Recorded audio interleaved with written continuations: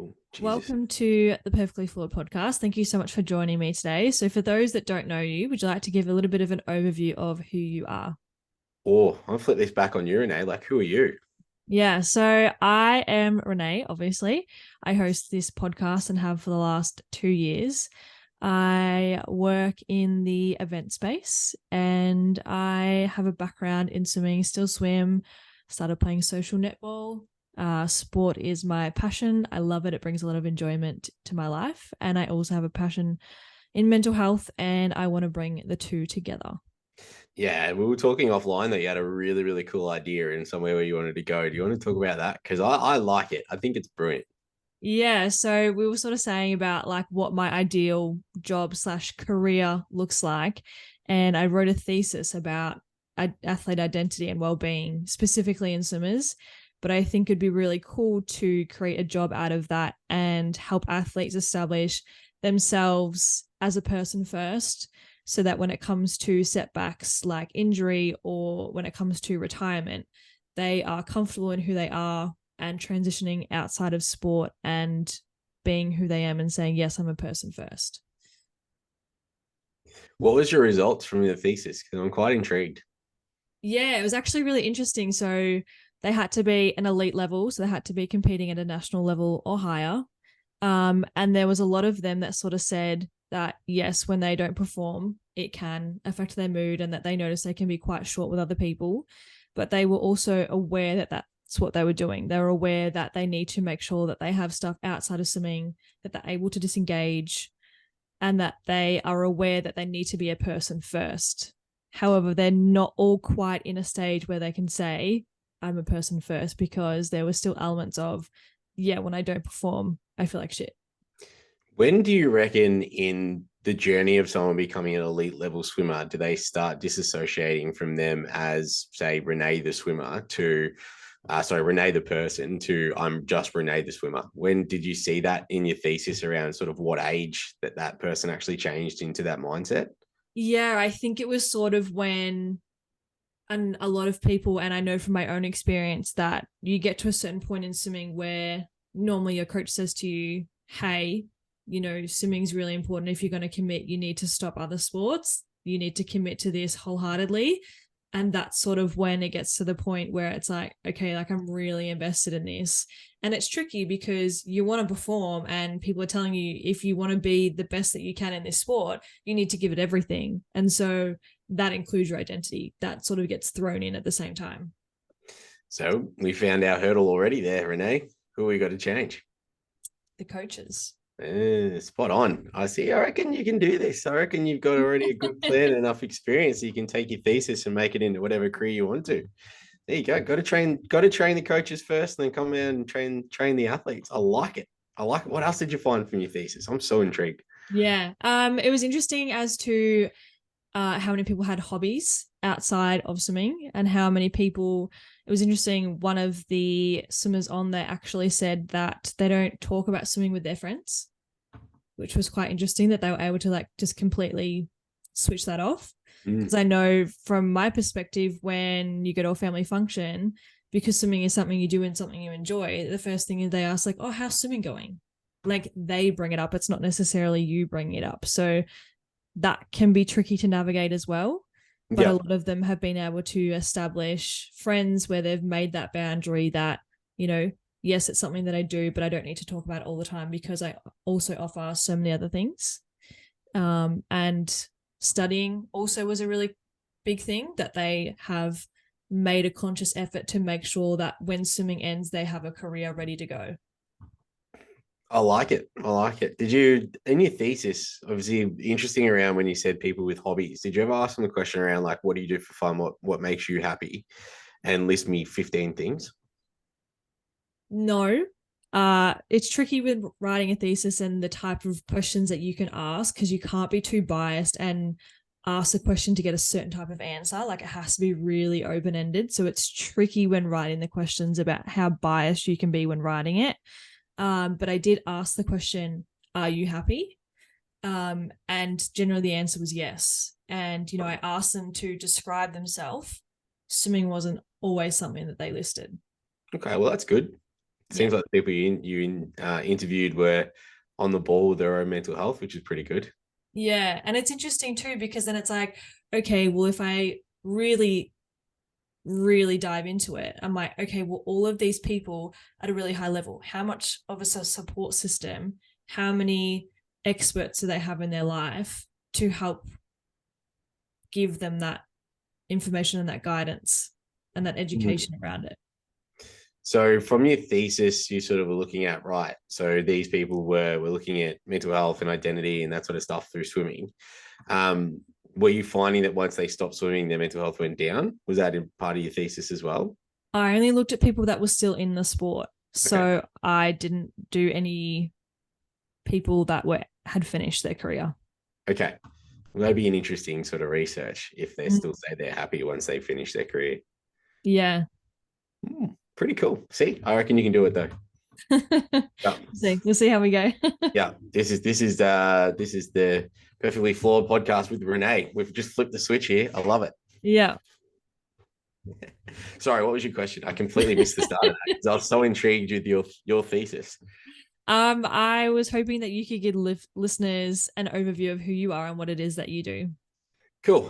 So my name's Todd Morgan. I am the CEO of Outside the Locker Room, which supports sporting communities with their mental health, but we also support schools and businesses right around the country. We also work with businesses in New Zealand and in Germany, as well as work with sporting communities over in London in the UK, which is pretty cool as well. So basically sort of what we do is we go in, run education programs, we provide welfare support as well through partnered services, as well as post-vention support. So if there's a suicide or a death at a community, then we've got partnered services that can go out and support them as well.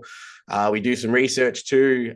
So we look at the mental health literacy, help-seeking behaviour, and general health of the Australian population. And we're collaborating with La Trobe University in Victoria and looking at that research and looking at the effects not only of just our program, but just of life on people and how that affects their mental health literacy, their help-seeking behaviour throughout certain periods, which is really, really cool. And then awareness side of things, so do different events, charity sort of matches in sport. You name a sport, we've probably done it. Ultimate Frisbee is probably the most obscure one that we've got. If you've never seen Ultimate Frisbee, think of a rugby field playing gridiron with a Frisbee, which is pretty cool. Lacrosse was one we did the other night. Normal football, basketball, netball. We've done rowing, surf life-saving, surfing. Shit, I'm forgetting some here. You honestly throw a dart. Oh, darts. We've done 10-pin bowling. I'm pretty sure we got handball on the other day. Table tennis is coming, squash. Yeah, I'm really looking forward to like some MMA or UFC or something. That'd be pretty cool to get them on board as well. But yeah, we sort of do all sports, which is awesome. Hence all the questions at Renee though, because the whole mental health and athlete and sport is what we see. We work with community level athletes all the way up to your elite level and international athletes. So that understanding of that they're a person first before an athlete is sort of what we try and instill, and where we find coaches are detrimental to people's development as an athlete starts right at the community level, where it's not just coaches, it's also parents, that we need to get out there and educate on mental well-being and buzzwords nowadays and mental fitness.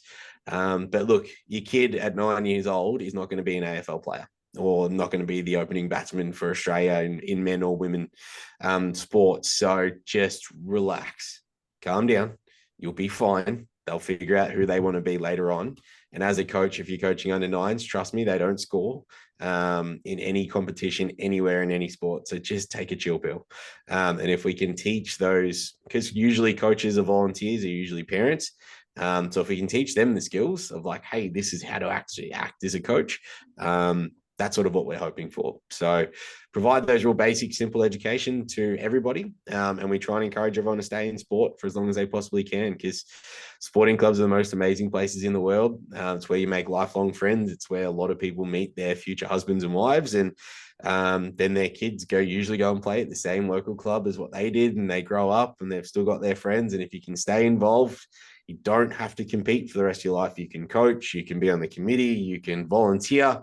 If you're not getting what I'm putting down, it's stay involved in sport in any way possible, because it's pretty amazing. Yeah, and I think it's so important that you stay in sport. I mean, I played netball growing up, and I was asked to stop purely because I had to choose between swimming and netball, and I chose swimming. And now I've started playing socially on a Thursday night because I love it and it's so much fun. And swimming is such an individual sport, so it's nice to have a team to have around you.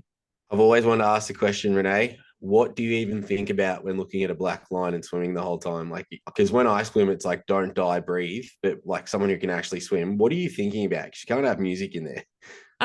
There's a lot of things going through your head. Sometimes it's like, why is my coach giving me the set? I hate it. This is boring. Or sometimes it's like everything is hurting. Sometimes you're thinking about what you're gonna have for dinner. Sometimes you're thinking about like if you're studying, what you've got on at school, uni, what you've got on the next day. It's just a minefield of anything and everything. Could not think of a sport that would be so mentally taxing than swimming. Because if you run, music, you ride a bike, music, podcast, audio book, whatever you want. Hopefully they're listening to Perfectly Flawed because, good podcast to listen to while you're running. But gee, swimming, there's just nothing but stroke, stroke, breathe, stroke, stroke, breathe. Whew, yeah, swimmers, mentally tough. Yeah. It can be brutal, and especially when you're given a set like a 2K time trial and you need to make sure that you count your laps because there is no one else there to do it for you. You literally just repeat the number of laps that you're on in your head. Okay, 1, 1, 1, 1. Oh, turn 2, 2, 2, 2. So you don't forget. You can't see me if you listen to this podcast, but as soon as Renee said 2K time trial, I just looked to the roof and was just like, I can't even swim 25 meters without like thinking I'm going to drown. So 2K is just mind boggling. No. How many laps is that? 20. It's a lot. It's 20 laps in a 50-meter pool. Yeah. Yeah, no. Hey, all yours. I'm not going anywhere near that. I'm happy with a life jacket on up at Lake Eildon over summer and not swimming anywhere. So, that's pretty cool. Yeah. The next question I have for you is, how did you actually get involved in outside the locker room? What was it that drew you in? What's the motivation behind it for you being involved? Cool. So I said to Renee before we started, we're going to need a trigger warning. So I'm going to chuck a trigger warning now for anyone suicide, self-harm or losing anyone in your life. If that's going to cause some challenges, this is probably the time to fast forward. But so outside the locker room, it's an interesting story. I grew up with a really good family, learned a lot from them, was in sport basically as soon as I could walk, been involved in sporting clubs all the way through my life. And never had any drug or alcohol problems growing up. Never had any mental health challenges in any of my family members. I've got a pretty large family, extended family, so no one had ever gone through any challenges that I knew about growing up. So it was never this is what I'm going to get into and go into sporting clubs and talk about mental health. But around 19, 20, lost one mate, and then 2 weeks later lost another, and they were both connected to the sporting club that I was at. And to be able to see a sporting community come together, this was sort of coaches, your parents, senior players. I was only 19, 20 at the time. To really sort of get around that group of people that needed that support at that point in time was really, really big. And to see, other sporting communities that we're playing against over the next couple of weeks, really show a lot of respect and care for us who are still grieving. Being hit with two mates in 9 days is a pretty big factor when there's a lot of people out there that probably haven't lost anyone in their lives. So really, really big support, a lot of leaders around us at that point in time and learn a lot of skills and just the importance of how big, doesn't matter whether you're winning or losing, but being involved in a sporting community. I was at a football club. So you walk in the rooms, you've got 120 mates straight away. Whether you like everyone or not doesn't matter, but everyone respects each other. So sporting clubs are pretty cool. And to be able to go through that period and know that, you've got people to turn to if you need it, especially in one of the darkest times you've ever been through was pretty amazing. So learn a lot of skills from that.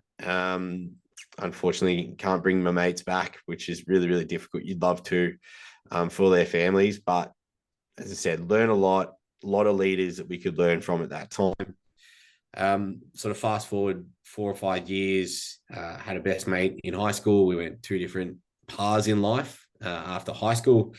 And then sort of connected back together about 4 or 5 years after about 6 years after high school. and really started to connect again, become mates again, which was really, really amazing for us to do. And, you know, he hadn't seen my mum in a couple of years. I ran a mental health charity event. So I'd started running just a charity event for mental health to raise money for Beyond Blue at the time. And he came to that. You know, I still remember getting phone calls from him going, "What do I wear?" And I'm like, "Dude, it's a suit and tie. Like, just go out and buy yourself a shirt. I know you've got a suit. It's all good." Phone call an hour later, he's like, "I don't know how to tie a tie." And I'm like, "Oh God, just go on FaceTime on Facebook." So we did that. Got his tie done, then sent me a photo. He's like, "Do I look good?" And then got his sister to take a photo of him, his arms crossed, like just chuffed. Um, and the first thing he did when he sort of walked in the room at that event was walk straight up to my mum, big cuddle, pick her up off the ground, and then spoke to her for the next 2 hours. You know, this is the type of bloke that he was. Real big smart ass, real cheeky bugger, and would go through life and things would hit him and he'd go 4 steps back because he'd just choose the wrong coping mechanisms. But we started sort of my past life. I was a personal trainer. We started training at the gym. He'd talk about what he was going through. He started seeing people. He started to really reach out and talk about what he was going through with, you know, mental health professionals. Started to try and change the friendship groups that he was in, and unfortunately made a decision that led to him taking his own life. So on a Monday afternoon, I'm waiting for him to come to the gym and get a text message from him from a mate going, you know, "Have you heard?" I said, "Heard what?" They're like, "You know, Fitzy's gone." So that's how I found out my mate had passed away and taken his own life, was from a text message while waiting for him to come to the gym.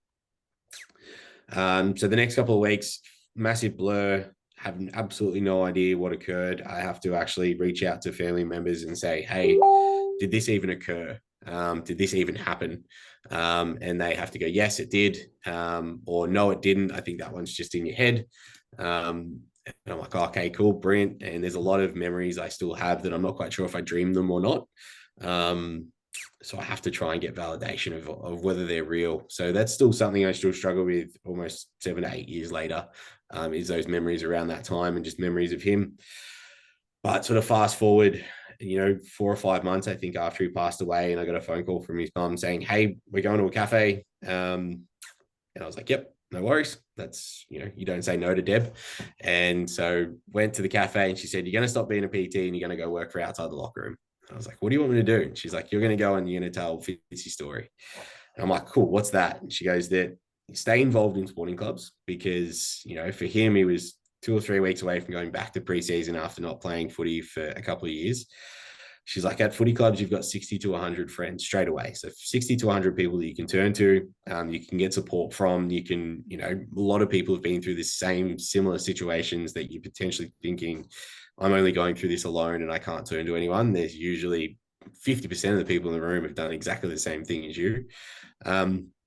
But also with outside the locker room, it's lived experience facilitators like myself. Like, I'm not a trained counselor or psychologist, who go in, tell our stories and try and sort of not break down the stigma. I'm sort of over the word stigma. I'm probably more just break down the barrier of actually having a conversation, that you don't have to. And the way Deb puts it is, you know, psychologists are seen as, you know, white coat people.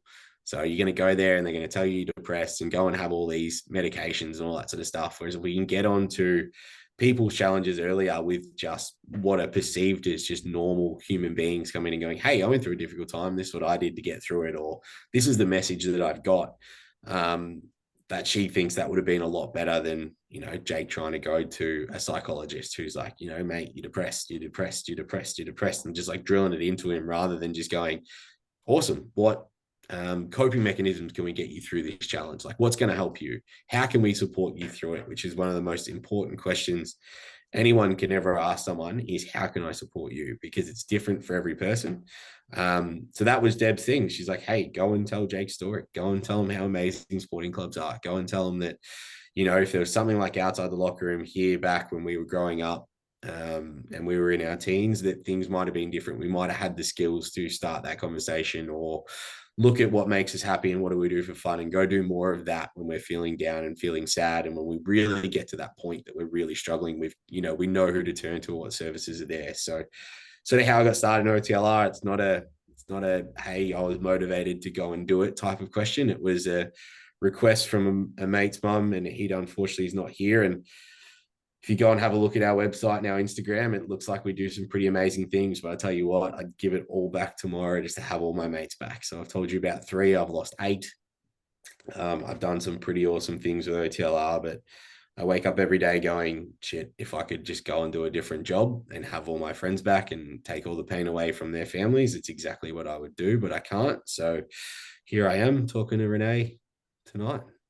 Yeah, and it's interesting that you tell that story because I feel like mine is similar in a way. I lost a friend to suicide who was extremely passionate about sport. He was a national level swimmer, incredible. He lost his life during the lockdown. Probably like the second one, it was 2020. No one sort of knew what was going on. Obviously, we didn't have that sort of interaction. There was obviously no sport going on. I was talking to him throughout the whole process.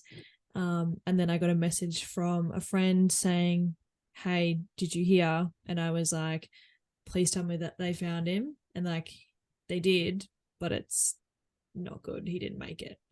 And then because the lockdown, like you can't even go to the funeral, like there were so many flow-on effects that happened from that. And I said to his mum, I was like, hey, I'm going to start a podcast and I'm going to talk to athletes about how they struggle and that it's okay to talk about these things. Can I have your blessing? And she was like, of course you can. Like, I think it's a great thing that you're doing. So this whole thing is in honor of him. And I probably wouldn't have started it if he hadn't have passed, which is sad in a way because I've loved doing this. So I guess that's sort of one positive thing that I've taken from it, that I have been able to start this conversation. And I think it's tricky and, to use stigma because lack of a better word, there is this stigma that as an athlete, you're perceived as being strong. And unfortunately, that means that sometimes vulnerability is seen as weakness, and talking about mental health, saying, hey, yeah, I struggle too, can be seen as a weakness. And I think it's really important that we break that stigma, break that barrier, that actually it's not. We're human beings. We have feelings. We go up and down. That's just life. You feel the full spectrum of emotions, and that's totally normal to feel all of those things. My question is always to people that go, athletes are meant to be strong, is who told you that? Well, to me, I've been told that by coaches. I think the media portrays it in that way, and that as soon as someone speaks out, it's like, oh, this person is blah, blah, blah, blah, blah. So I think media has a very strong influence, and I think there's other people, and I know my experience, coaches have sort of led that way. And it goes back to sort of what we said before. Take the media out of it, because the media is just, don't get us started on the media. We could be like 17 podcasts if we wanted to. But it goes back to the coaches. It goes back to the leaders. And I was really, really lucky in every sporting club that I've been in that I've had really, really good leaders. And it really goes back to, look, your coaches are volunteers. So if there's something that they say that you don't agree with, you have to talk up. And that's really, really difficult. And I'm not talking at someone who's 12 or 13 years old and you got to tell your coach, hey, that's not good enough. I'm looking at parents as well. Like, I'm looking at parents. If you overhear this from a coach and you're like, oh, they've got all these credentials. No, speak up about it, because no athlete ever turns to someone else and goes, you're an athlete, you have to be strong. No one's ever said that, but coaches do. Like, you need to push it back. You've got to perform. You got to do this. You got to do that. And you got to look at it. Well, what's the motivation behind it? And a lot of coaches are just uneducated and they don't understand what they're saying is, going to be perceived as that. So yeah, we need to be able to break down the stigma. But the other thing too is just sort of breaking it down to athletes as well and going, we don't have to always talk about our emotions. And I think that's a big thing for us outside the locker room. We go to regional or rural places where if you walk in, you're looking at some people that you think, these people don't want to talk about mental health. And what we try and tell them is, we're not here to tell you need to talk about your feelings. We're here to just tell you to just talk about anything, because people just don't talk about anything at all. And I'm like, cool, what'd you do today? I'm like, oh, I did this. I'm like, brilliant. Tell me more about it. Like, I started this podcast asking you questions about your thesis. Had nothing to do with mental health. But now where you've opened up, and I really appreciate you opening up about your mate and how you started this podcast, there's not a chance you would have told me that if we hadn't had that conversation at the start. So it's just about just talk about anything. Like, how's your kids going? How's your work going? What do you do for fun? What did you shoot in golf today? Did you catch any fish on the weekend when you went fishing? How bored did you get when you swam 2K? Talk about anything you want, and that opens up a conversation and makes people feel comfortable to talk about other deep and dark things if they need to. But if they open up and go, nah, life's brilliant and I love my life, my kids are doing really well, then celebrate that, because the media will knock that down really, really quickly. And other people might knock that down, but it's up to us to grab onto that and run with it and be like, that is awesome. And when that happens, it makes people feel comfortable around you that when things do get dark, they can open up to you later on down the track. It might not be tomorrow, it might be 6 months or 12 months down the track. It might be 5 years, but they'll be able to comfortably turn around and just go, hey, mate, this week, not too good. All right. And we try and give them the skills of, all right, what do we say after that? How do we help them from there? Yeah, I think a lot of people get stuck on that when someone says, no, I'm not okay. They're like, oh shit, well, now what do I do? They don't really know what to do. They sort of panic and like, oh, okay, well, that's not good. And Yeah. they don't know what to do. Just listen. Just be like, okay, so what's going on? The amount of conversations that I've had where I've sat there going, I have no idea what you're talking about, but you just literally just listen. And the phrase that I use is go into someone else's world. So if you've got to sit there for the next 5-10 minutes and listen about gaming or Call of Duty, or this is what my kids are going through and you don't have kids, you can just sit there and listen. So everyone who's listening to this podcast right now, when was the last time you asked someone how you're going and then just gave them 60 seconds just to talk about themselves without jumping in and trying to tell them about your day or fix the problem that they're talking about? It hardly ever happens. But if you just sit there, and I've sat there with mates and they go, I'm going to have a baby and I don't know what's going on and blah, blah, blah, blah. And they talk for like 30 minutes. They're like, man, that advice you gave me was really, really good. I'm like, I didn't fucking say anything. You fixed your own challenges just through me going, what's going on? So if someone goes, no, I'm having a really tough time, you go, okay, what's going on? And then they open up to you, which is awesome that they feel comfortable doing that. Then your next question is, how do you want me to support you? What support do you need from me? Because you're not there to fix their problems. You're just there to listen. And then whatever they say of like, how do I support you? That's going to be different for everyone, because how you support me when I'm going through a difficult time is not, hey, you should really open up and talk about your challenges, because that's just going to push me away really quickly. And I'm going to be like, I don't feel comfortable right now. But if you ask me, how can I support you right now? It might be, hey, do you want to come around for dinner and just watch the footy? Because that would be the best thing ever. So 2 hours of just sitting there with a mate, not really talking about what's going on with me, but if we can just sit there and watch the footy for 2 hours and maybe just talk about some other things, I'm going to walk away from that going, shit, I feel great. So what support does someone else need? But yeah, if someone goes, yeah, I'm not going well, cool, what's going on? Tell me about it. And then once they've told you about it, it's like, how can I support you? What do you need from me? Yeah, and it's such an important question. I know when I've gone to people sometimes too, it's like, hey, I really just want to talk about this. I don't want advice. I just want you to listen. Or Yep. sometimes even when I'm having a conversation with someone, I'm like, what do you need from me? Are you just wanting to vent or do you want advice? Oh, I love that one. That's the brilliant question. If anyone here's got a partner at home, that is the best question to save marriages. Do you want advice or do you want to vent? All right. And someone goes, I just want to vent. You just sit there and you cop it. You take it like you're their boss or whatever it may be. Or if they want advice, then you can actually finally give advice. But what breaks marriages down most of the time is like someone vents and then you try and give them advice and they didn't want advice. They just wanted you to listen. You're like, oh, yeah, no, she's a bitch. I agree. Yeah. When probably she's not a bitch, but by the end of them venting, they'll be like, oh, no, she's a pretty good lady. Like, yeah, she is. But you didn't say anything. You just let them vent. Great, great one. Love that question. It's so good. Yeah. I use it all the time. I'm like, tell me what is it that you need? And then we sort of get to the end. I'm like, okay, cool. Like if you just wanted to vent, I'm like, okay, how can I support you now? What is it that you're looking for from me now? Do we want to go do something that completely distracts you from what we've just been talking about, whether it's, going to watch a movie or playing a game, whatever it is? Or do you want to sit down and it's like, okay, actually, no, I kind of want to talk about this further. What do you think I should do? Then we can navigate from there, the next plan of action. And it's so simple. What we've just done there is just the simplicity of it all, right? And I think the struggle that we find when we go out to sort of clubs or we're going to elite level is, your sports psychologists or your counselors or something like that. They'll bring in really complicated things like, hey, you got to meditate and you've got to breathe in 5 seconds and hold and then breathe out. And like all these skills have place for people. But if we're trying to break it down for the masses and get things really, really simplistic, What's going on? Do you need a vent or do you need advice? And how can I support you? 3 of the best questions you can ever ask. And it's just simple because you're going to get the answer you're looking for straight away. If someone turns around and goes, hey, I'd really love to go and do some yoga and meditate, and you don't do any of that, well, suck it up. You go and do some yoga and meditate. So the amount of times that I've been fishing and I suck at fishing and I find fishing boring, I'm like, yeah, but I'll go fishing just because that's what that person needs. Cool. That's what we're going to go do. So don't overcomplicate it. Don't be like, yeah, we've got to go and do this meditation practice and we've got to do breathing and we've got to do visualization. Sometimes it's just simplicity. Always the best. Yeah, it really is. And I know there's times where, if I've got a lot going on in my mind, the last thing I want to do is talk about it. I just want a distraction and not think about it. And if that means I'm like, hey, can you just come sit with me and just watch a movie? We don't need to talk. I just need someone to just sit with me. So I'm not sitting by myself in my own thoughts.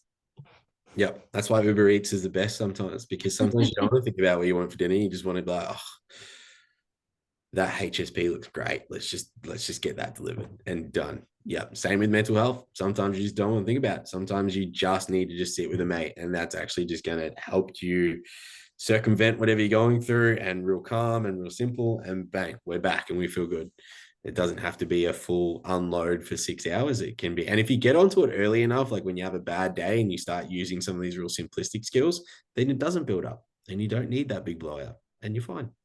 Yeah. I'd love to know your perspective on, we've sort of touched on the education around coaches and those sort of leadership people in sport. How important is culture within a team and asking questions that are not sport related? Oh man, that's such a good question. Such a big question too. I love it. So we have 8 different sessions outside the locker room. So the first one we always run is mental health. Like people don't get a choice. So we look at what are the signs and symptoms, how do you start the conversation, and then what support services are out there. And then our second most chosen session is leadership and culture. And in that, we look at culture values. But to basically start that one around, like actually talking about things that don't relate to the sport people are in, and this is elite level all the way down. So we work with elite athletes too. The first question we ask in our mental health session, so this is the first activity, it's all interactive. So the first activity we ask is, what do you do for fun? What makes you happy? And I go, on a sticky note, I want you to write one thing you do for fun, one thing that makes you happy, and I want you to come and put it up here on the wall or the table or wherever we're putting it. I'm like, you've got 30 seconds to do it. Do you know how many people struggle in that 30 seconds to write down one thing they do for fun, one thing that makes them happy? Yet our second question is, what are the signs and symptoms of someone going through mental health challenge? And I go, give me 17 responses. Every single group in that room, and we groups of 8 to 10, they will get 17 in 90 seconds. So that's just where society's at this point. But going back to what do you do for fun, what makes you happy? When people actually come up and put them on the table or put them on the wall, they actually stop and look at them all and they're like, wow, there's so much like footy or food or taking the dog for a walk or golfing or fishing or whatever it may be. And they start to like get light bulb moments of like, oh, other people have similar hobbies than what I do. And I just stand there and laugh the whole time because I think it's hilarious that these people don't talk to each other. They spend Tuesday, Thursday night, or if you're a swimmer, almost every day training together. And you never ask your mates what they do for fun, what makes them happy. Like it's just mind boggling. My best story is I went to a sporting club. 95% of them wrote down fishing. And I was like, oh, so everyone in here loves fishing. You must go fishing together. And no joke, 2 blokes looked at each other across the table. And one guy was like, you like fishing? And the other guy's like, yeah, I like fishing. Do you like fishing? He's like, man, I love fishing. And then they both looked at each other and just went, we should go fishing. And I'm like, you guys are idiots. Like, you've known each other for 15 years and you've never figured out that you both like fishing. Come on, like, let's do this. So that's our start of building culture. And for any sporting community that's out there, actually do that with your athletes, even, as young as under 10s and under 11s. Like, what do you do for fun? Because it starts to build social bonds that aren't just, say, football or netball or swimming or whatever sport that you're into. And then we go into culture values. So we actually put it on to both junior and senior clubs, doesn't matter what the sport is. And the question we ask is, what's 5 things 5 culture values at your own club that you'd want to either improve or maintain? So it could be 3 things you want to maintain and 2 things you want to improve. and we don't get the committee involved. So the committee and the coaches, they sit back and we get it all from the players. And that is the most eye-opening activity that we ever do, because that then starts to open it up. And one of the big ones that we find, especially in football and netball clubs, is the netballers, I'd say most of the time, their improvement is the footballers don't come and watch us play, and they don't come and support us. And you watch all the footballers in the room, faces go down, eyes go to the floor. And then we go, right, now you've heard everyone else's values, pick one that you want to improve on and how you're actually going to improve it. And almost every single football group is like, we're going to go and watch the netballers this week and we're going to make a habit of it. So it's that if it shouldn't take me coming in or OTLR coming into your sporting community if you have those conversations, but it does break down a little bit of the barrier having someone from the outside come in and ask that question. But you've got to be able to take a step back, and good leaders will also always take a step back and survey the whole landscape that they've got in front of them and go, right, well, things are going well, but there's always something to improve on. So what potentially can we improve? Like if these things are going well, let's maintain them. Let's look at what we can actually improve and try and improve on that. It could be our communication. It could be supporting each other. It could be where a lot of regional clubs are at now, which is men and women's change rooms for, athletes, for netballers and for female footballers coming in. So there's always something to improve, but unless you ask that question, you will never know. And I think really, really good clubs with good culture are always asking that question of how can we improve? Yeah, and it's so interesting. Like I've got two things that I'm going to touch on. One is the first thing is I interviewed a guy called Cooper Chapman who has the Good Human podcast, and he does some incredible work, and I'm part of his 1% club ever since I had him on, and I've been doing it for like almost 18 months now, where I put in the Instagram chat 3 things that I'm grateful for, and I made a rule for myself that it's not allowed to be about swimming. I'm not allowed to say a single thing about my sport of swimming, and I don't say anything about my job. They have to be outside of that. And so sometimes it can be as simple as I had a really good hot chocolate this morning and it was a cold winter's day. Like it doesn't have to be anything major, and I can't repeat things that I've done from the day before. So it really makes me reflect at the end of the day, what are 3 good things that happened today that are not related to my sport? So something that I have done outside of that, where it's seeing friends, I have, had a bath, I've listened to a good podcast, any of those things. And I think that's a really good boundary that I've set for myself. And then the second thing I sort of wanted to talk about is at my swim club, I sort of created like this cultural game sort of thing. It was like I created all these different challenges that were worth varying points, and we sort of split the squad in 2, and then we were competing against each other with different challenges. Like we had to make a TikTok together, you had to put all of your equipment on, you had to have your fins and your paddles and your goggles and your snorkel and everything on at once, you had to recreate the scene from Titanic, you had to all of these different things, and it sort of got us to collaborate together. And then the winning team got to choose a whole squad activity. So we've done an escape room, and we've done go-karting, and we've done bowling and laser tag, and all of these different things to sort of build team morale together outside of the pool, because I think it's so important. And it's brilliant too, because they're the memories you're going to have when you're like, I'm 32, coming to the end of my sporting career. I run around with 20-year-olds. I didn't even know some of the blokes I played footy with were 20 until last night. It's last round this week. How's that? But it's really, really good, because those memories that you create are going to be there forever. Because I was talking to a guy last night, and I was actually sitting there with one guy. I didn't know he was 20. I thought he was like 26, but he's only 20. So that floored me. But I'm like, there's 12 years difference between you and me. And there's 12 years difference between me and the guy that I was talking to. So the 3 of us got talking. And I still remember when I was, Alex's age, what Wolsey was doing. So when Wolsey was 32 and I was 20, like it's those memories that we had from different functions and potentially what they sort of did in the game, or just conversations that we have, you still have those memories. So it's really, really good that you're going out and doing those sorts of things, and every club should do it. And the big thing is when you start to set up those games is tell everyone why are we doing this?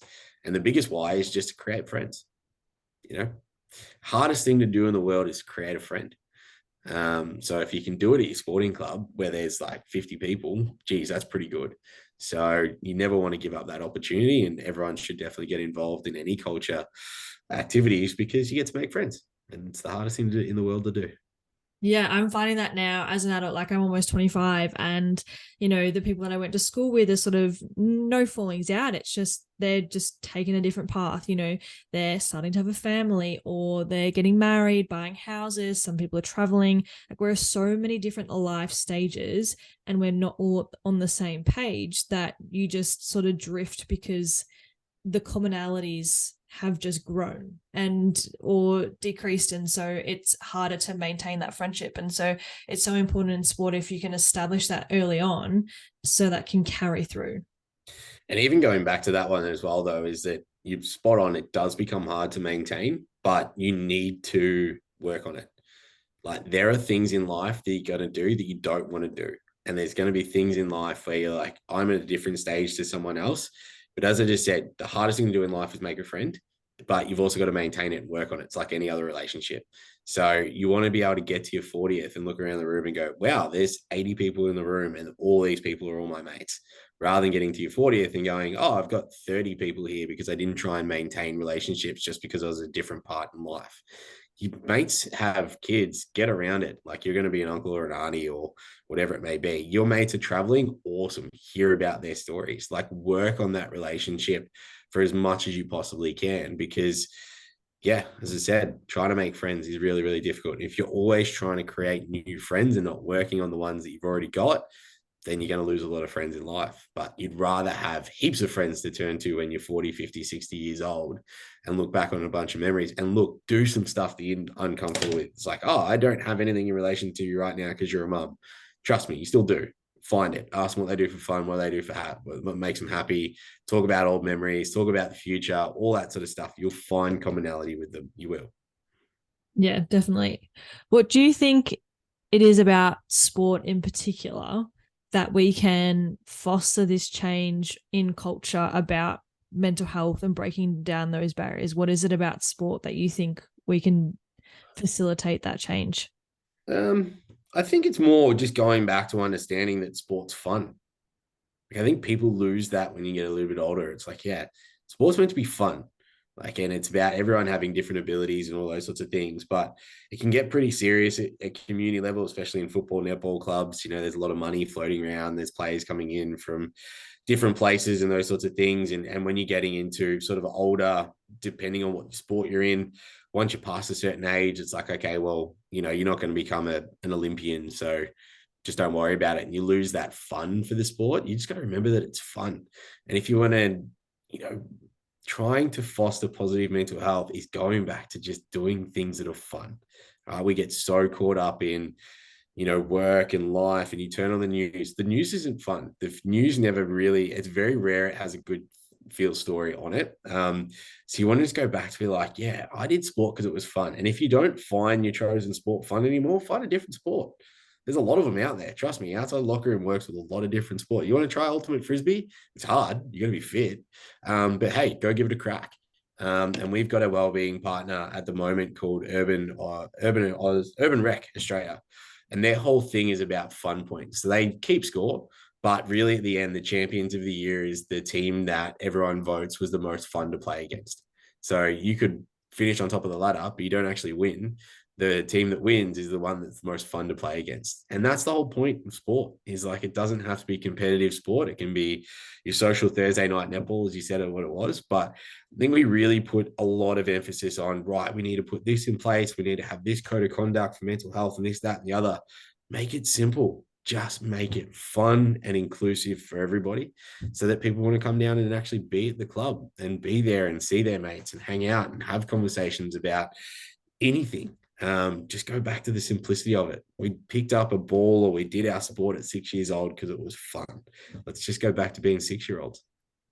Yeah, and I think that's so important, and it's so interesting when you say frisbee, because I know someone that plays frisbee, and I have a cousin that plays professional frisbee, and at the university nationals that they have, there's frisbee there, and it's, I wish I had got to watch, but it always clashed when swimming was on, and so I never got to see it. But it's incredible. Like, it takes some serious skill. And when I first heard about it, I was like, I didn't know frisbee was a thing. But I know that I went to Deakin, and the Deakin University frisbee team is incredible. They do really, really well.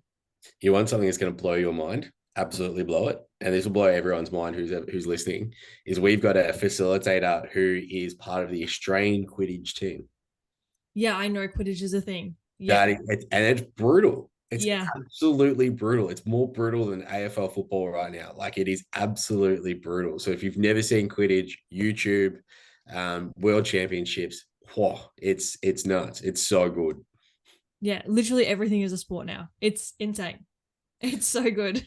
And then that's the thing, is it doesn't have to be competitive. You don't have to be the most professional, the most elite athlete in the world. You can go and find something that is. My uncle has the biggest beer gut you will ever find. Like, that thing is huge. But man, that dude can shoot a bow. Like, he loves just bow target shooting, and he will talk about it till the nth degree. Whoa, trust me, any size and shape you want, you can find a sport that you're going to enjoy. Yeah, and that's why I love the netball team that I'm in so much is, my friend messaged me, was like, "Hey, do you want to play?" And I was like, "Yeah, sure." And so we met up and I was like, "Oh, how do you know these people?" And she's like, "I don't." And I was like, "I thought you knew all of these people in the team and that's how you started." She's like, "No, I literally just made a post on Facebook and said, 'Hey, looking for a team. Does anyone else need a team?'" And it's this group of 9 women who have never really met, and we have bonded because we like playing netball, and we sort of asked, why did you want to play? It's like, I wanted to do something for me, for myself. Some of them are mums and they're married, and the age gap between us is, decent. Like, some of it times it's 15-year age gap, but it's like we all just wanted to do something that was fun and for us. And it's the beauty of sport. With outside the locker room, we work with all abilities sporting clubs where these people have got intellectual disabilities and they're still playing football. Some of the best sessions we've ever run, some of the best communities you've ever been part of, and it's from 14 to 60 is the age gap of people that actually play in that team. And then shout out to Jaden and Trav, who created the OTLR Cup, which happens down in Lang Lang in September.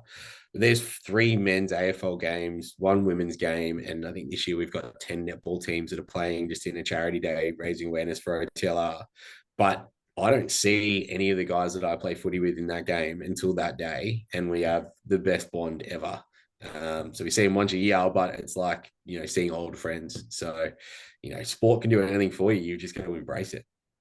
And it's so funny because we always say, oh, it's about having fun and we don't want to get injured, and, winning's a bonus. And then you see us getting caught, everyone's game face goes on and it's competitive as all hell. It's so funny to watch. Hey, if you want to, come down to Lang Lang September 28 or something. It's on a Friday, but everyone's love and hugs and kisses and all that sort of stuff. And then it's meant to be a charity game, but 30 seconds into that game, it's on. Like, it's absolutely on. And there's just normal footy game, white line fever, and it could be in any sport. It's fantastic. Just go down to your local pool hall. Jesus, some competitive things happen at the pub around a pool table, I tell you what.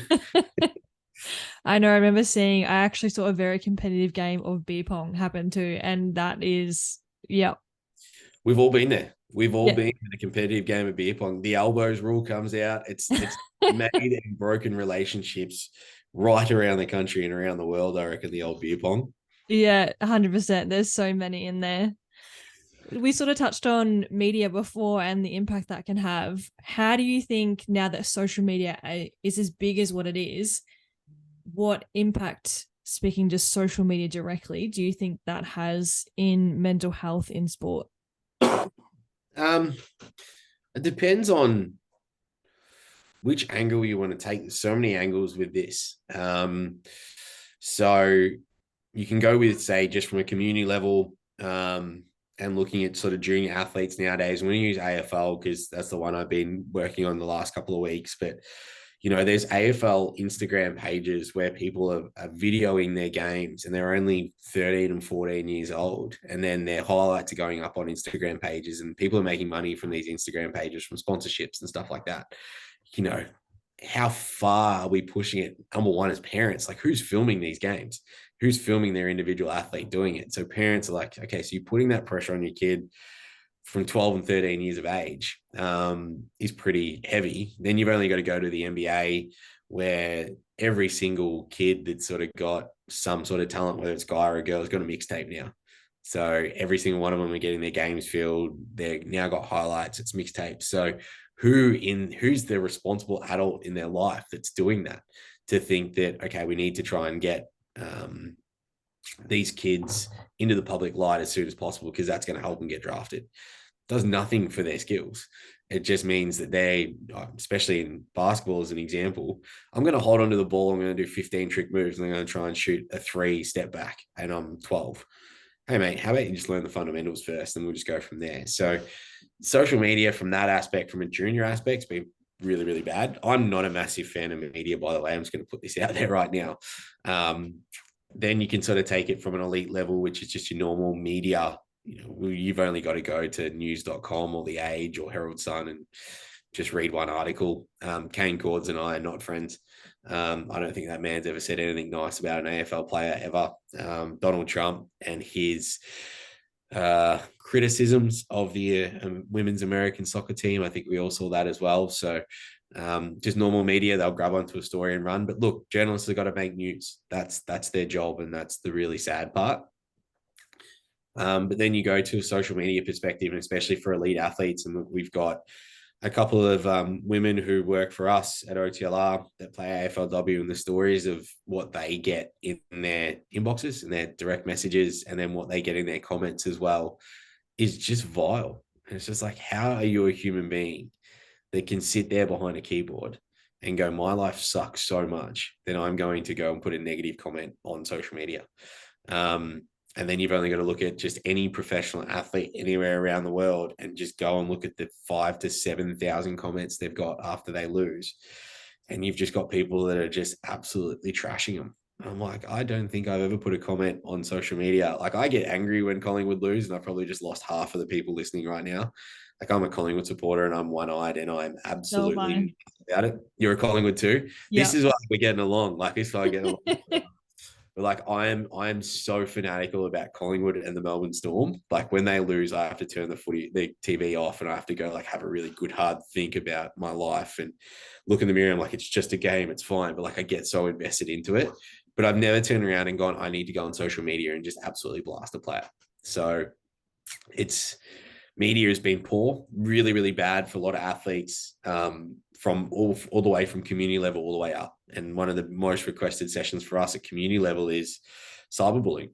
And, this is from kids to each other about the performance on the ground or in the pool or on the court or wherever it may be. And it's just like, hey, come say it to my face, because no one will. No one will actually come and say what they put on social media to someone's face. So it's about education, and is that whatever you put online is there. And we, like, again, outside the locker room is a little bit different, but if I run a cyberbullying session, I'll actually just stand up the front and go, right, go and think of your worst comment you've ever put online, and then think, would you actually go and say that to that person's face? And almost 98% of the people in the room go, no, I wouldn't. Yeah, it's really interesting when you sort of put it like that. And I think I was lucky in the sense that my parents said, when it comes to social media, if you wouldn't show your grandparents, you shouldn't be posting it, because there's always that sort of next level of respect when it comes to your grandparents. And that's sort of the way I was brought up. And so anything that I put online, I'm like, okay, would I show my grandma this? Probably not. Then I probably shouldn't be putting it online. No, and I think the other thing too is that when it comes to online, you throw a comment out there and you don't give someone a chance to defend themselves. So it's like, oh, you missed that penalty kick and, you're a piece of shit, right? And that's sort of what happens in, say, soccer. Or you missed a 3-pointer and we couldn't get to the next game, you're a piece of shit. Well, brilliant. If you actually saw that elite athlete and you saw them in real life, you would fangirl or fanboy so bloody hard that there's not a chance that you would say that comment and be like, oh my God, can you sign my shirt? Oh, can we go get a drink? Oh, be my friend.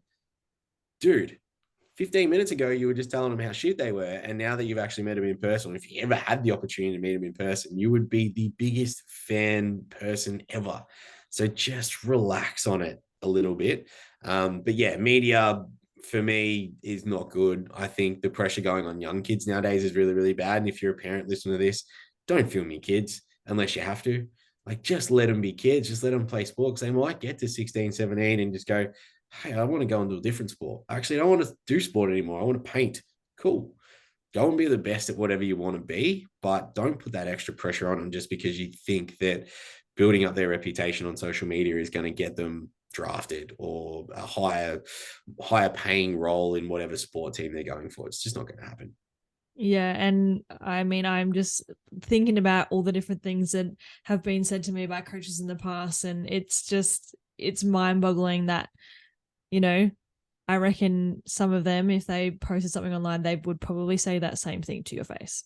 Like, Yeah. And you know what happens then though, is that you then got a chance to defend yourself. And if mm, that person's going to come up and say that vile comment to your face, then you are going to learn pretty quickly that person's a piece of shit. So unless there's a lesson coming from it, like unless there's some constructive feedback coming, then that comment probably doesn't need to be there. And if it's constructive feedback, that person's going to find a way to get in contact with you. And if it's your coach, then they're going to do it in a way that you're actually going to learn a lesson from it, rather than just, you suck, you should have done this. And it's like, hey, how about you come and tell me and teach me? Because I can't do things that I haven't learned yet. So unless you actually come and give me constructive feedback, learn my strengths and weaknesses, and find a constructive way for me to actually get better, dude, your comments aren't going to help. yeah, 100%. I couldn't agree with that more. What do you think are some of those key strategies and coping mechanisms that we can implement for ourselves when it comes to, okay, I've hit a rough spot or I've got a setback? What things do you think that person or athlete can do to, you know, make sure that they don't sort of spiral any further? Brilliant. Renee, what are 5 things you do for fun and 5 things that make you happy? Oh, that's such a hard question. It It shouldn't shouldn't be be a a hard, it hard shouldn't question. be a hard question. And it's anyone listening right now, go and quickly write down as quickly as you can 5 things that make you happy and 5 things you do for fun. But Renee, we're putting this on you right now. What are Yeah, five? I know. I find the beach very relaxing. So I think just being near the water, hearing the actual sound of the ocean is very relaxing. I enjoy spending time with my friends. I have been really enjoying paint by numbers, and I'm not a creative person at all, but I find it very soothing.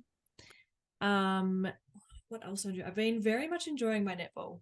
I love the girls that I play with. We always have a good time. We always have a laugh, even though we have been flogged for like the last 5 weeks. But that's fine. It's fine.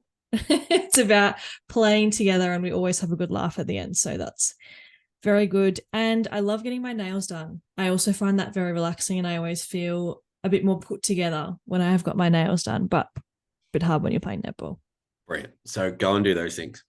Yeah. So it goes back to that question of how can I support you? But what you're actually asking yourself is how can I support myself? And Mm. what do you do for fun? What makes you happy? Go and do those things. You're in a slump, go to the beach. You're in a slump, go and get your nails done. Like if you had to turn around, if I'd turn around to you and go, these are the things you need to do, and that's going to help you get out of your slump. That's not going to help you get out of your slump. Like if I can go and get my nails done, trust me, it's not going to help me get out of my slump. It's just not going to work. And if me playing netball, not good because I try and bounce it and then shoot from outside that little like half circle thing. Apparently, Yeah. you're not meant to do that. You're not allowed to do that as a wing attack. Was not happy about that idea. It was a very good wing attack, but apparently I'm not allowed to shoot, so I didn't like that. But it's go back to just you. Like if you're in a slump and you go, man, it's a really hard question to write down 5 things I do for fun. What makes me happy? Force yourself to actually write them down, and then take yourself a day off and go and do all 5 things. And it'll be the best day you'll ever have, and you'll feel so much better after it because you won't think about what's getting you down, and you've actually started the steps to get you out of it, right? You started the steps to get you out of that poor mental health. If you have to write down what's actually got me into this situation, you have to start working on them, then start to do that.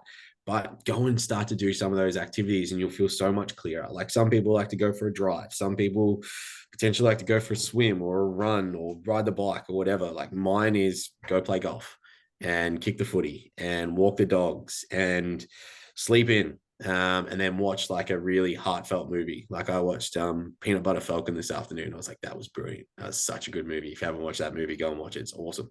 But yeah, I'm like a massive movie buff. So there's my 5, and I'll just go and do them all in one day, and then go and see some friends and hang out with nieces and nephews, and then go and see some family, and then bang, that's like the most awesome day. And then the next day you wake up, you're like, I'm super clear.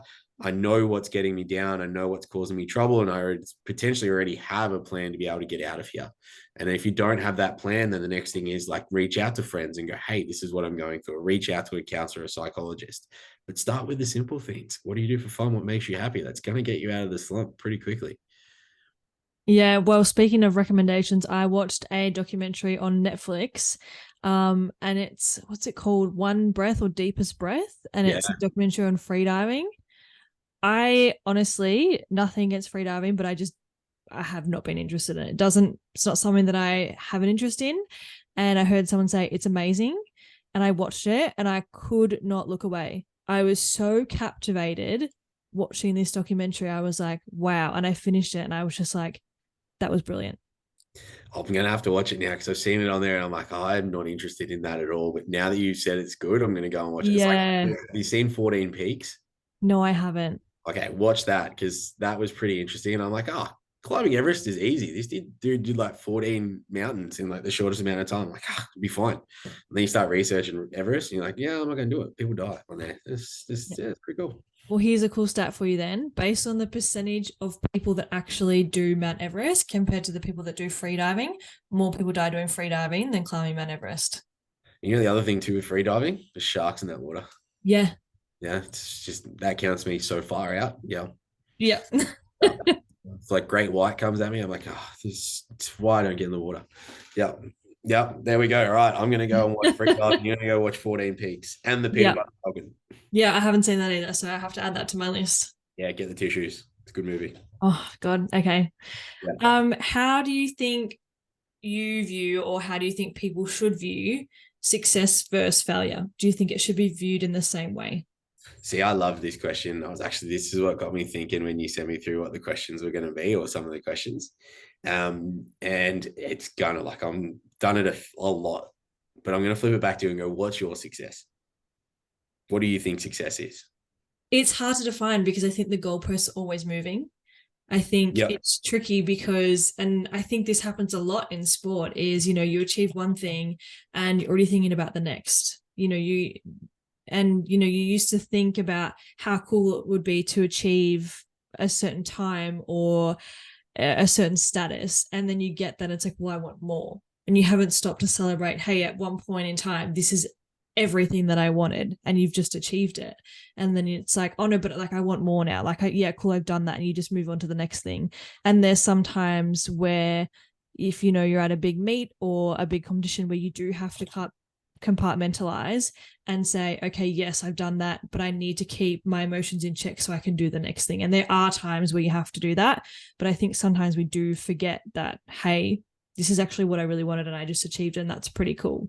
So I think success is hard to define because I think it is constantly shifting and evolving and changing because your wants and your goals change as you grow and evolve and you achieve different things. So I think success is achieving things that make me happy. And I think I have done that. So I think, yes, I'm a successful person, but I don't think there's an end point to success.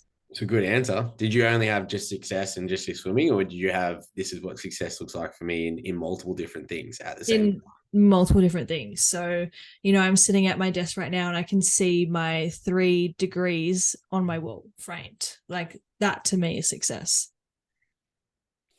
And I think when with this question that you asked, like success and failure and all that sort of stuff, it goes back to you need to ask that individual what success look like to them, because or that group, what does success look like to them? Because I've been at sporting clubs where their success is we just want to win a game. We haven't won in 4.5 years. We just want to win. And then I've been at sporting clubs where like we just want to make finals. And then I've been at sporting clubs is like if we don't win the grand final this year, that's been a failed year. Right. So the big thing with success, especially from where I see it, is success needs to come in multiple different things. And you need to ask people what their success is. Because for some people, success is just simply, I just want to be happy. They're like, cool, what does that actually look like? And that is, I want to wake up every morning, my kids are fed, I got a roof over my head, and we can sit on the couch and everyone's laughing. Or success is sitting out on the back deck on a sunny morning, having a coffee, and the dogs are running around outside. That could be such a simple success every single day.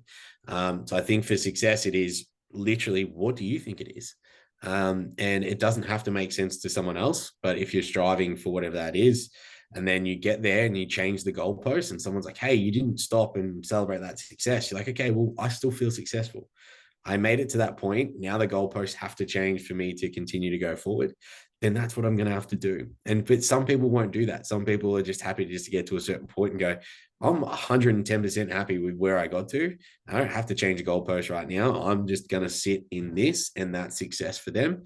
Everyone's different. So for me, I usually get to the point, change the goalpost, but have multiple different things you're looking at success. And I think every single day you wake up, your successes are going to be something different. And you need to continue to evaluate them. And when you get there, if you're happy about it, great. And you can sit in that, awesome.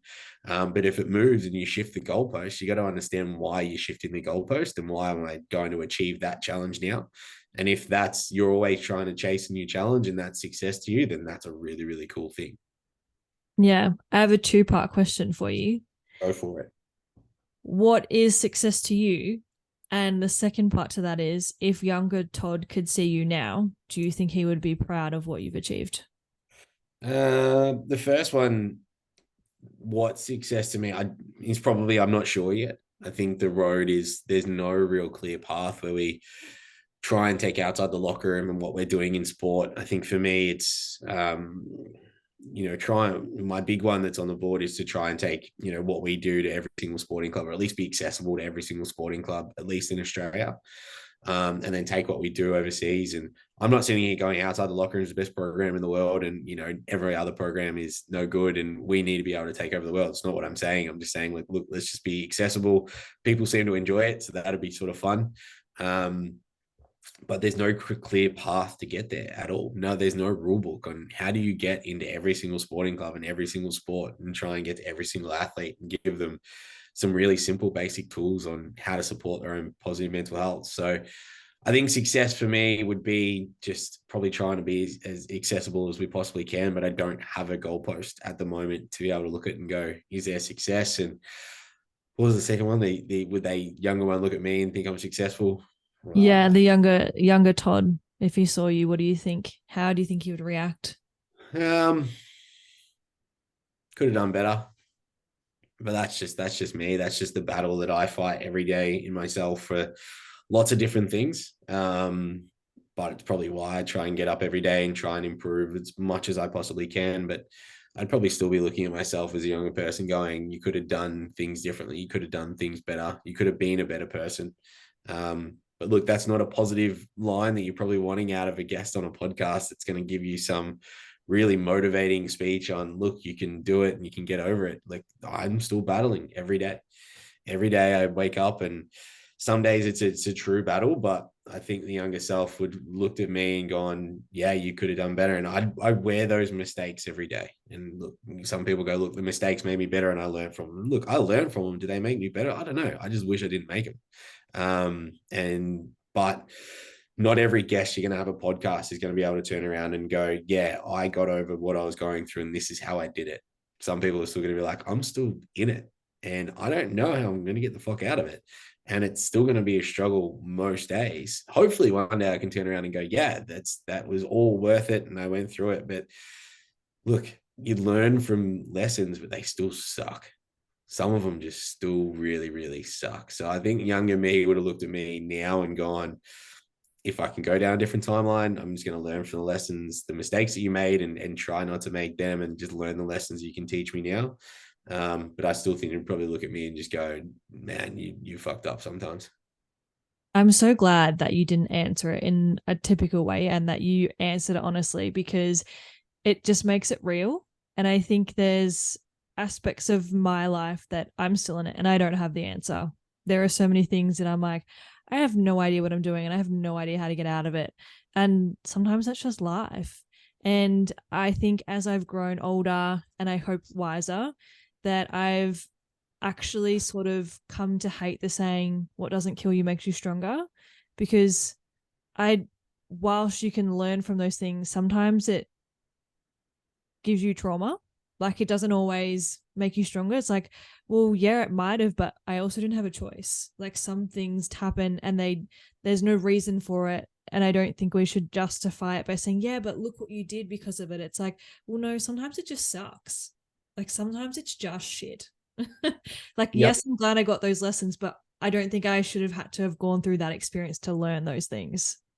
I think you gotta be really, and going back to your media one, you got to be really careful if you're following media pages that are like, hey, you can get through your trauma and you can do these things and all that sort of stuff. And look, there's people out there you can, and at some point you do get through certain things and you can accept it and embrace it. But you've also got to be following pages that are like, yeah, this shit sucks. And some days you have to wake up and you just have to be disciplined in doing the things that you like doing and doing the things you do for fun that make you happy, and going to get your nails done some days just because that's what's going to make you feel better.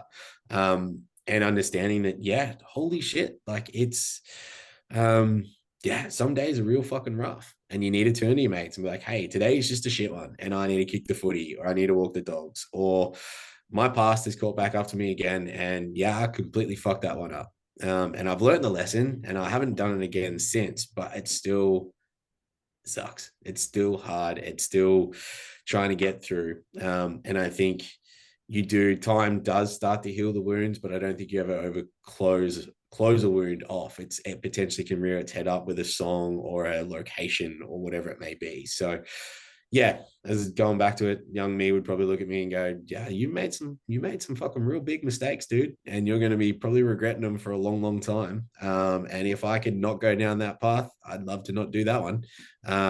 But young me is not going to talk to me. So you just have to sort of wake up every day and keep doing all the things that you do for fun, what makes you happy, and get your positive well-being happening. And when your positive well-being isn't there, make sure you turn to people that you love and open up to them. Yeah, 100%. Do you ever think about how the job that you're doing, and if you achieve those things of creating this a change in culture and saying, yes, find the things that you make you happy and you're able to do all those things, like in this ideal world, that if you achieve all those things that you actually won't have the job that you have? The hope for me is that this job doesn't exist for anyone in 10 years time, but I know that's not going to happen. But every time I walk into a community, the first thing I say is that I'm here so that I don't have a job. Like my ideal job once this is done is to work for the council and cut grass.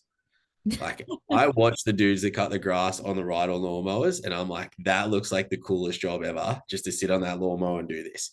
But yeah, the hope is that there are no organizations out there that have to go through going into communities, whether it's a school or a sporting club or a workplace, and go, hey, here's the education on mental health. Hopefully, we're able to put it into schools and sporting coaches and sporting clubs and volunteers and committee members, and they can teach the next generation coming through, these are the positive coping mechanisms, and suicides don't happen anymore. When someone gets down on their mental health, because that's just how life is, they know where to turn to and they know the coping mechanisms to get them back out of there. But they can turn to counselors and psychologists. My hope is that organizations like outside the locker room don't exist really, really soon. But the sad realization is that we are still going to be here. And we can pass off positive messages like we do and give, really, really good positive mental health skills. But yeah, the hope is for me that I just cut grass for a living. That'd be brilliant.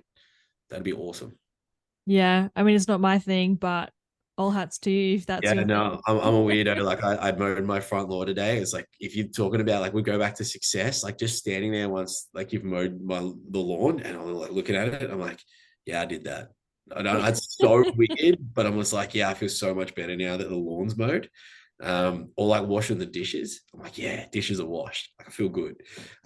Yeah, I'm a weirdo when it comes to grass. Like I don't know how to grow it. I just know how to cut it. I'm like, yeah, it's sick. I know whenever I find that my mind is a mess, I clean my space around me, because if my space is clean, I feel like my head's clean. So that's my thing when I'm like I'm like, all right, let's just clean up, let's tidy up. What can I put away? What can I organize? And then I tend to feel better after that. So whilst grass isn't my thing, organizing is my thing. Yeah. And do you ever find that this happens to me, but if someone walks in and is like, oh, you should really wash the dishes, it's like, yeah, I was gonna wash them in an hour and a half. But now that you've told me that I should wash them, I'm gonna fucking wash them today. No, No, they sit in the sink. 100%. I'm exactly the same. Yeah. Yeah. Just I can't stand it when people are like, you should do this. I'm like, just because you told me to, now out of spot, I'm not gonna do it. I Yep. know I should, but I'm not. Yeah, I'm very like that, and I can be really stubborn too about it. So it can be a bad Yeah. combo. Yeah, it can be a very bad combo. But no, that's grass. Cut grass one day would be good. Yeah. If I could talk to you for hours, but I do have a couple more questions. And the first one is on a completely different note, is do you have an embarrassing sports story? An embarrassing sports story. Just me playing football. Well, Well, that's yeah, probably anything. yeah, no, that's what I'm saying. Just me playing football, any sort of sport. That's probably the most embarrassing one of all time. I don't know. An embarrassing sports story. I do. Uh, I'd probably have heaps, but I can't think of anything off the top of my head. The only one that keeps coming to mind is we played a night game in footy a couple of years ago, and first night game I ever played was really, really cool. Just local level football, not a very high division. Ball come in, was being held on to, ball's going towards the boundary, and I kicked it just out of midair, and it looked like it was going through for a goal. And all the under 19s were on the other side of the fence, and they'd obviously tipped in a few cans. That's what usually under 19s do when watching the seniors. And I celebrated so hard, like I was halfway over the fence, hugging the boys, and it hit the post. Oh And no. then they turned on me. Like my own under 19s from my own club turned on me and they just gave me shit for the rest of the night. And I was like, fuck, I wish that had gone in. But that I can't think of any like full embarrassing stories. But for me, like that one was probably like I was literally over the fence. Like I was going to celebrate pretty hard in a pack of like 50 people and it hit the post. So yeah, that's probably one of them. Yeah, that's not great. I mean I've got a few and I know other people like that I've seen and it's just yeah, it's quite funny. I've split my bathers. I've had body parts pop out that are not supposed to pop out. I've seen people in swimming where they finish the race and they think they're done, but they're actually not, and they've still got another 100 to go. That also happens, and that's a bit embarrassing. So yeah, I, there's so many things. Not an embarrassing story about a good reality check. We're partnered with the Brisbane Lions and one of our staff members or team members at OTLR, Ellie, just got traded from the Gold Coast to the Lions. And I was like having just a kick to kick with Ellie. And being an AFLW player, she's obviously very, very good at football. And just like her kicking the footy to me, like after 5 kicks, my hands hurt. Like she is just so powerful kicking the footy. And it was just one of them realization moments to just like, this is why I don't play AFL. I am not this good. And I was just like, oh, I can't wait to just like watch her and the girls play up in the Lions. But I was like, damn, they're just like on a different level of just skill level. I'm like, you're just kicking it like just naturally, like this is soft for you. And my hands hurt. I was like, yep. Here's a realization of just how not good at sport I am. I find that too. Like it's yeah, I find my hands are sore after, or like handballing for a while. I'm like, oh, my hand. Yeah. Yeah. Yeah. And then you go to your left hand or your opposite hand, try and handball, and you're just like, oh, wow, that's just no good. Don't Yeah, do that. I'll just throw it like a rugby. yeah, 100%. Yeah, It's a very humbling experience. it is. I have a few more questions that I like to finish with, and the first one is, what is something that you're most proud of about yourself? Yeah, it's a good question. And I think most people would be like, say something around like their work or how they are as a person. I think mine is probably the fact that I've got so many mates that have had kids, and I get called Uncle Todd. So I think that's probably one of the most proud that I've sort of kept those relationships that are strong enough that you're not related in any way, shape, or form. That for the rest of these kids' lives, they're going to know you as Uncle Todd. So that's probably a really proud moment every time I hear that come out of a friend's mouth, or I hear that come out of, some of those kids who are now 3 or 4 years old, and it comes out, and I'm like, I'm not really your uncle, but I'm 100% I'm running with this for the rest of your life. So, yeah, that one's probably makes me the most proud in life. Yeah, that's so special. I had a friend that just had a baby and I got to hold him and she's like, oh, I'll go over to Auntie Renee. And I was like, oh, we've already started this. Yeah. And it's the best. Like, and I think that's when I go back to what I was saying around like maintaining your friendships that you have. You became friends for a reason, whether it was you were 6, 12, or yesterday, you're friends for a reason. And like when those next generation comes and you've still maintained those relationships, one of the best things you could ever do. To be able to go, cool, I'm gonna have my own nieces and nephews, but then you've got your adopted nieces and nephews or your step nieces and nephews. It's one of the most awesome things ever to be able to like, I'm going to teach you all the bad things. And then when you grow up, I'm going to tell you everything your parents did like that they're now telling you not to do. I'm going to be that uncle that's going to be like, hey, you know, your dad used to go and like sneak out when he was 14. Bye. I know, and I'm gonna like load them up on sugar and be like, hand them back as they lose their mind. Yeah. And then when you get kids and they're like just absolutely terrorizing their parents one day and be like, this is payback for how you were when you were like drunk that night. You know, Yeah. this is, yeah, suck on it. But Yeah. then I'm scared when I have kids, like my friends are going to be the worst uncles and aunties ever. Like they're going to absolutely do the same things that I'm doing to their kids now. Oh yeah, it'll come back. Oh 100% yeah. will come back. Yeah. We've got one of our mates just had a daughter and we were talking about like when she first brings her boyfriend home. I'm like, yeah, I just can't wait to sit him on one side of the table. Just have all the boys on the other side of the table. Like we're already planning what we're going to say and how we're going to intimidate him and all that sort of stuff. Just like, yeah, like they're the coolest conversations to have. We're probably never going to do it. We're the biggest, like, we'll just be the biggest softies. Like, hi mate, how you going? Yeah. But now we're like, no, we're gonna be on the other side of the table all manly and with our beers, and we're not. We're gonna be big. It's cool to talk about. That's hilarious. Do you have a favorite quote or the best piece of advice that you've ever been given? Yeah, probably. I haven't been given it. I read it, but it's just own everything. Own all the good things you ever did, and own all the mistakes you did. And I think if you get something wrong, most people will like keep fighting to the end. They'll be like, "No, I'm right," rather than turning around and just going, "No, I was wrong." The amount of times that I say I'm wrong is ridiculous, but I think that's the best piece of advice I ever got given. It's just own it. Like, hey, yeah, I was so wrong there, and sorry about that. You were right. I think that's the best thing ever because it just people get so defensive, and as soon as you go, "Yeah, I was wrong," if you were actually wrong, their guard goes down. You build a really strong relationship from there because you actually show that it's all right to be like, "Hey, I actually didn't know the answer to this, and I was wrong," or "Hey, I fucked that up real bad, and I'm gonna own it, and sorry for that," or "No, I did that really, really well, and yeah." I don't usually ask for it. I'm trying to be humble, but you need to acknowledge that that was done really, really well. So just own everything, whether it's good, bad, ugly, doesn't matter. Own it, and just be you from that because you're not going to know the answer to everything. And if you need to turn around and actually ask the answer when you were wrong, go for it. Ask it. Learn. It's the easiest thing. I think too, sometimes I know from my perspective is someone's like, yeah, hey, I kind of stuffed up. To me, I might, my respect for you just went up.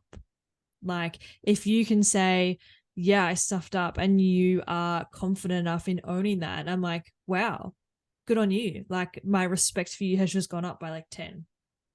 Yeah, and sometimes, and the other one too is I'm trying to implement this into, or just sort of just through conversation, but let the younger generation like sometimes you just got to take your medicine.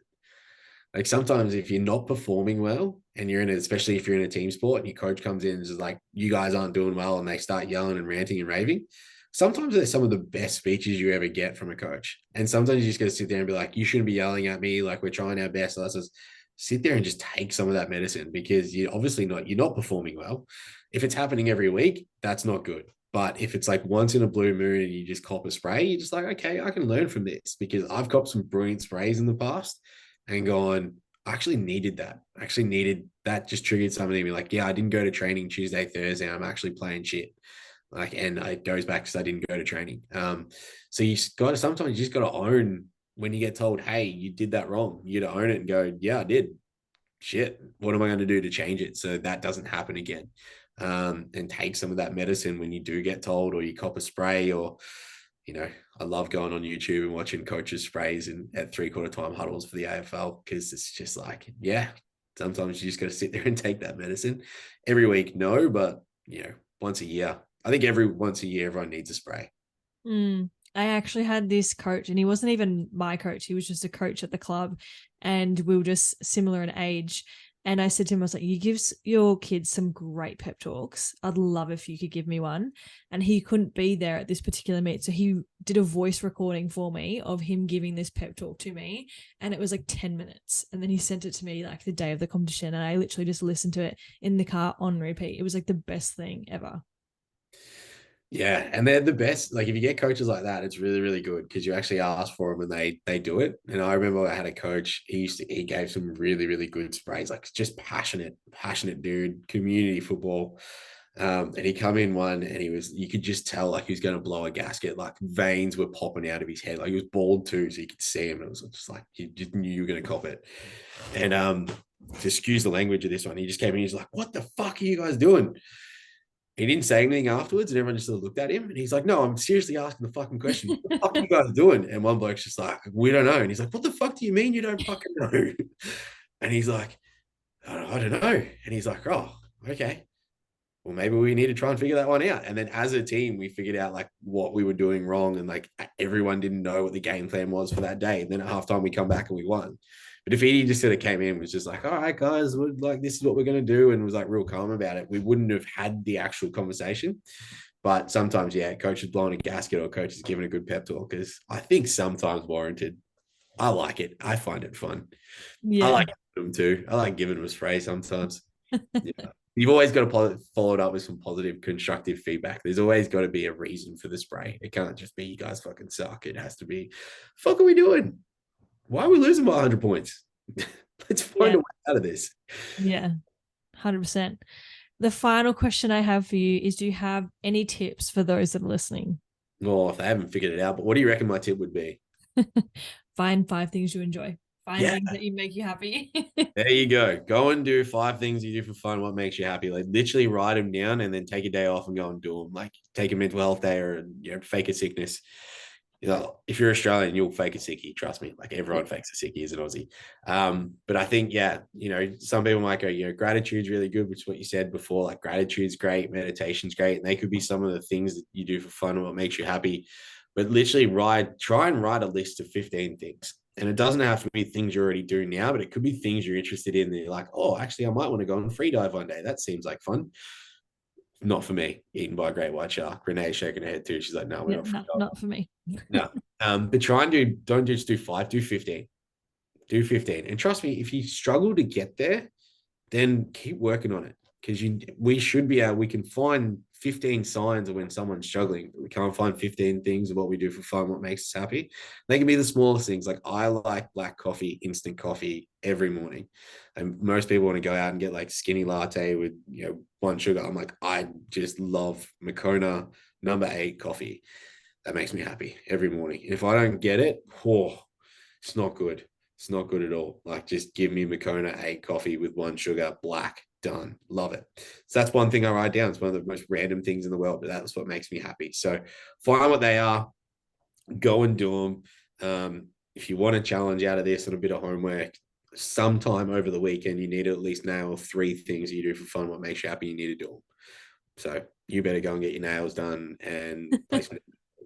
And damn, I forgot the other ones already. See friends, watch a movie. There we go. Yeah, you need to do at least 3 of them over the weekend.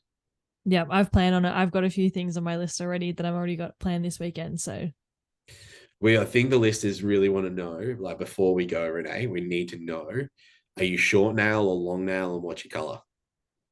Short. I hate long nails because you can't do anything with them. It will annoy the crap out of me. And I go for like pinks, oranges sort of color, and I can go pretty bright. I don't mind going bright. So yeah, pinks and oranges. And then last one, what's your go-to movie? Like if you had to pick one movie that you always go back to, what is it? That's hard. There's so many good ones. If I really need to pick me up, and it's not a movie, but I love Carl Barron, and I've got like his live shows. Trying to find a 2-ended stick. Yes. No, stick. So I will watch his live shows. But a movie though, I don't know. There's so many things. My go-to TV show is The Bold Type. Or I love a bit of The Bold Type. It's on Stan. It's like 3 girl best friends. Okay, yeah, I'll probably won't watch that one, but yeah. I like it. Yep. Or Grey's Anatomy. I love Grey's Anatomy too. Need a movie. Oh, I don't know a movie. I used to love the movie Love, Rosie. Okay. I don't know if you've seen it. I would be surprised if you have. It's like a rom-com, a British rom-com. It's got Lily Collins in it and Sam, I forgot his last name. Clafford, something like that. Love it. It's quite funny. That's just for you. I'm remember going to go and try and watch it. Love it. Yeah. Yeah. Okay. Brilliant. Awesome. There you go. There's my tip. I love it. Well, thank you so much for giving up your time this evening. I really appreciate it. I've really enjoyed chatting with you. That's okay. Thanks for having me.